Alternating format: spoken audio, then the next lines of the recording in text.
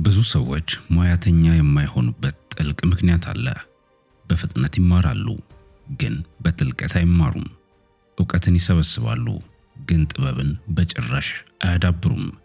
እና እውነቱ ስለ ሙያዊ ብቃት፣ ስለ ተሰጥኦ፣ እድል ወይም የጊዜ ሁኔታ አይደለም። እንዴት አድርጋችሁ ትማራላችሁ በሚለው ላይ ነው። ይህንን ለመረዳት አንድ ጥንታዊ የሆነን የጃፓንን ጽንሰ ሐሳብን መርምር። ይህም ሹሃሪ የሚባል የእድገት ሞዴል ሲሆን እሱም የሶስቱን የሙያ ብቃት ደረጃዎች ይገልጻል። ይህንን ለማብራራት ማርሻል አርትን አንጠቀምም። ይልቁንስ በአንድ ሸክላ ሰሪ ታሪክ ውስጥ እንዴት እንደሚሰራ እንመለከታለን። ደረጃ 1 ሹ ወይም መታዘዝ። ኖህ የሚያምሩ የሸክላ ስራዎችን ለመስራት ህልም ነበረው። ጥልቅ ታሪኮችን የሚሸከሙ የአበባ ማስቀመጫዎች፣ በእጅ ሲያዙ ሕያው የሆኑ ያህል የሚሰሙ ሲኒዎች፣ ማጎችን ለመስራት። ለዚህም እንዲረዳው ቪዲዮዎችን አይቷል። የተለያዩ ቅርጻ ቅርጾችን ሞክሯል። ክፍሉንም በሙከራ የሸክላ ውጤቶች ሞልቷል። ነገር ግን ከዓመት ጥረት በኋላ እያንዳንዱ ቁራጭ ያልተስተካከለ፣ የተሰበረና የተሰነጠቀ ይመስላል። ውበትም አጥቷል። አንድ ቀን ሬን የተባለ አንድ አዛውንት የእጅ ባለሙያ የኖህን ወርክሾፕ ጎበኘ። ኖህን ለጥቂት ጊዜ ተመልክቶ በእርጋታ እንዲህ አለው፣ በውስጥህ ያለው ሂደት አእምሮ ከተጣደፈ፣ ከተበሳጨና ትዕግስት ካጣ በሸክላ ሥራ ላይ ጠንካራና የሚያምር ነገር መፍጠር አትችልም። በሸክላው ላይ ያሉት ስንጥቆች የትዕግስት ማጣትህና የችኮላህ ነጸብራቅ ናቸው። በመጀመሪያ መረጋጋት፣ ልምድ ማዳበር፣ ጥረት ያስፈልግሃል። ከዚያ በኋላ ብቻ ነው እጆችህ ጥሩ ነገር መስራት የሚችሉት። ሬን ኖህን ለማስተማር ፈቃደኛ እንደሆነና ይህንንም የሚያደርገው አንድ ሕግን ከተቀበለ ብቻ እንደሆነ ይነግረዋል። ከዛም እንዲህ አለው፣ በሚቀጥሉት 6 ወራት ውስጥ በየቀኑ አንድ አይነት ቀላል ሲኒ ብቻ ትሰራለህ። አንድ አይነት፣ ምንም ማስዋቢያ የሌለው፣ ምንም ለውጥ ሳታደርግ፣ አዲስ ነገር ሳትሞክር ያንኑ ሲኒ ትሰራለህ አለው። ኖህ እንደተሰደበ ያህል ተሰማው። በየቀኑ ተመሳሳይ አሰልቺ ነገር ማድረግ እንዴት የተሻልኩ እንደሆነ ያደርገኛል። እውነተኛ አርቲስትነት ኦሪጂናል ነገሮችን መፍጠር አይደለምን? ፈጠራ ስለ አዳዲስ ሐሳቦች እንጂ ተመሳሳይ ነገሮችን ሁሌም ኮፒ ስለማድረግ እንዴት ሊሆን ይችላል አለ። ሬን ፈገግ አለና ዲሲፕሊን መጀመሪያ እጆችን እስኪቀርጽ ድረስ ሸክላውን በነፃነት ማጠፍ አትችልም አለው። ስለዚህ ኖህ ተስማማ። መምህር ሬን እንዳለው አደረገ። በየዕለቱ አንድ አይነት ሲኒ አዘጋጀ። እርጥብ ሸክላ፣ ያንን ማስተካከል፣ ዙሪያውን መጎተት፣ ቅርጽ ማውጣት፣ ጠርዙን መከርከም፣ በእሳት መተኮስ። ከዚያም ይህንኑ ደጋግሞ አደረገ። በሦስተኛው ወር አንድ ነገር ተለወጠ። ሸክላው ከእሱ ጋር መታገል አቆመ። እጆቹን በልበ ሙሉነት በሸክላው ዙሪያ ማንቀሳቀስ ጀመረ። በአእምሮ ማሰብ ሳይገባው በእጆቹ ስቴፕ በስቴፕ ሲኒውን ማስተካከልና ቅርጽ ማስያዝ ጀመረ። ሳይንስ ይህንን የሂደት ትውስታ ወይም ፕሮሲጀራል ሜሞሪ ይለዋል። ተደጋጋሚ ልምምድ በደመ ነፍስ የሚመራበት ለውጥ ማለት ነው። ለምሳሌ በኮምፒውተር ኪቦርዱን ሳትመለከት መጻፍ፣ እንዴት ባላንስ ማድረግ እንዳለብህ ሳትጨነቅ ሳይክል መንዳት የመሳሰሉት ተግባራትን መጥቀስ ይቻላል። እናም ሳያውቅ ኖህ የማይናወጥ የእውነተኛ ክህሎት መሰረት እየገነባ ነበር። ይህ የመጀመሪያ ደረጃ ትምህርት ሹ ተብሎ ይጠራል። በታማኝነት በመታዘዝና በመደጋገም መማር ማለት ነው። ተማሪው ሕጎችን አይለውጥም፣ የሕጎቹ አካል እስኪሆንና እስኪዋሃዱት ድረስ። ይህ ፈጠራ አልባ ስለመሆን አልነበረም። መሰረታዊ ነገሮችን እንደ አካላችሁ በማድረግ ለእውነተኛ ስነ ጥበባት ቦታን መፍጠር ነው።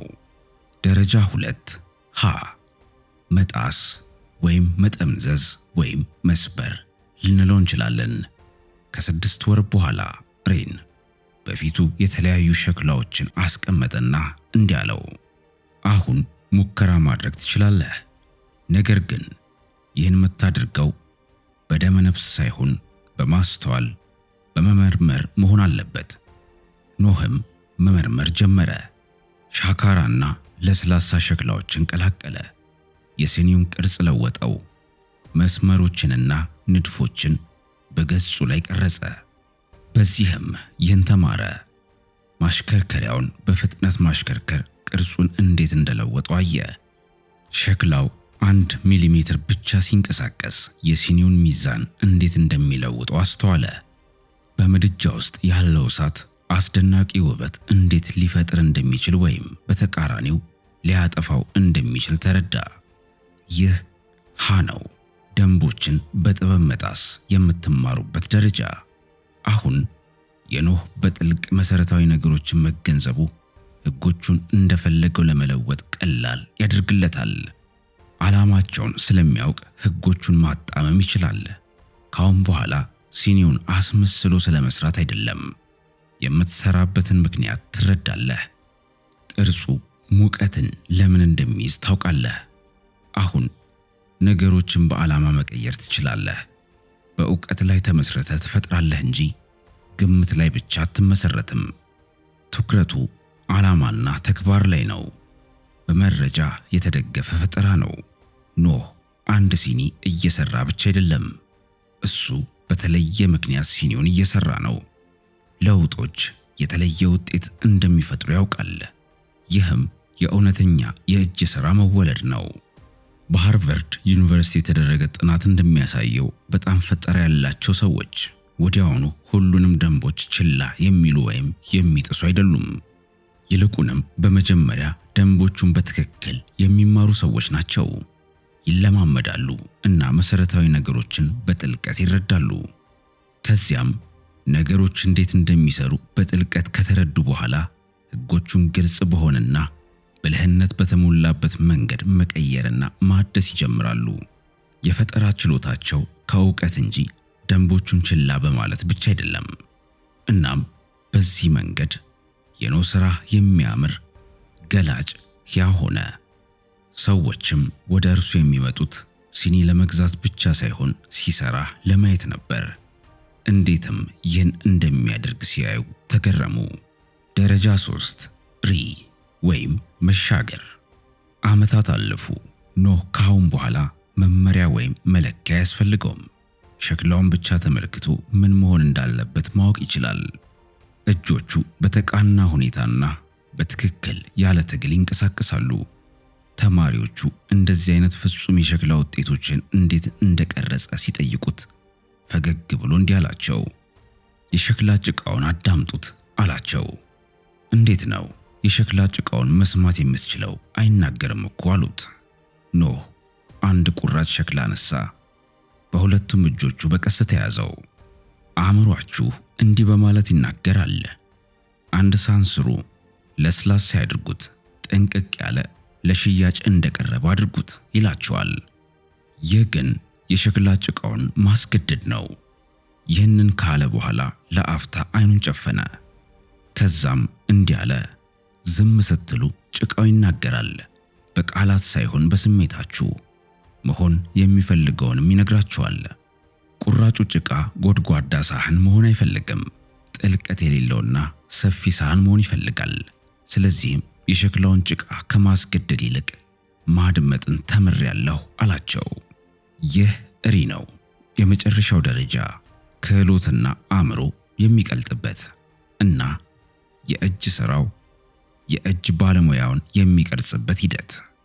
በኒውሮሳይንስ ይህ ፍሎው ስቴት የፍሰት ሁኔታ ነው። ተግባርና ግንዛቤ ሲቀላቀሉ ፈጠራ እንደ መተንፈስ ተፈጥሯዊ ይሆናል። ሪ ወደ ፍሰት የመድረስ የህይወት ዘመን ልምምድ ነው። የአንድ ጊዜ ክስተት አይደለም፣ ነገር ግን ወደዚያ ጸጥታ፣ ፍጹም የሆነ ትኩረት የመመለስ ችሎታ ነው። ምንማረው ይህን ነው። የእኛ ትውልድ በአብዛኛው ወደ ሹ ወይም መታዘዝ እምብዛም አይደርስም። መሰረት ከመጣላችን በፊት ራስን መግለጥ እንፈልጋለን። ችሎታ ከመገንባታችን በፊት ነፃነት እንፈልጋለን። ከልምዶች ይልቅ የሚቀሉ ዘዴዎችን ለማግኘት እንተጋለን። ስለ ብዙ ነገሮች ትንሽ እንማራለን፣ ግን ምንም ነገር በጥልቀት አንማርም። ግን አንድን ነገር በትክክል ለመቆጣጠር መንገዱ አሁንም አንድ ነው። ይህም ሹሃሪ ይባላል። ግንቦችን ተከተሉ፣ ከዚያም ጠምዝዟቸው ወይም በዓላማ ቀይሯቸው። ከዚያ አልፋችሁ ሂዱ፣ ተሻገሩ። ስለዚህ በስነ ጽሑፍ፣ ሙዚቃ፣ ንግድ፣ በማንኛውም ነገር እየተሰማራችሁ ከሆነ በአዳዲስ ፈጠራ ሳይሆን ኮፒ በማድረግ ወይም አስመስሎ በመስራት ጀምሩ። ጥሩ ሰው አግኙ፣ አጥኗቸው፣ ኮፒ አድርጓቸው። በመደጋገም እጆቻችሁን፣ አእምሯችሁን፣ መንፈሳችሁን አሰልጥኑ። ችሎታችሁ እንደ እስትንፋሳችሁ ተፈጥሯዊ ሲሆን አንድን ነገር ለመስራት ማሰብ ሳይጠበቅባችሁ በውስጣችሁ ማድመጥ ስትጀምሩ ደንቦቹን በትክክል መለወጥ የምትችሉበት በዚህ ጊዜ ይሆናል። አንድን ነገር ሙሉ በሙሉ አዲስ ነገር የምታደርጉት በዚህ መንገድ ነው። ምክንያቱም ኖህ ሸክላ እየቀረጸ ብቻ አልነበረም፣ ራሱን እየቀረጸ ነበር። እውነተኛ ዕውቀት መረጃ መሰብሰብ አይደለም፣ ውስጣዊ ለውጥ ነው። ከስራችሁ ጋር በጣም ትገናኛላችሁ። በሐሳባችሁ፣ አእምሯችሁ፣ በድርጊታችሁ፣ በእጃችሁና በምትሰሩበት ምክንያት ዓላማ መካከል መለያየት አይኖርም። ሁሉም አንድ አይነት ይሆናል።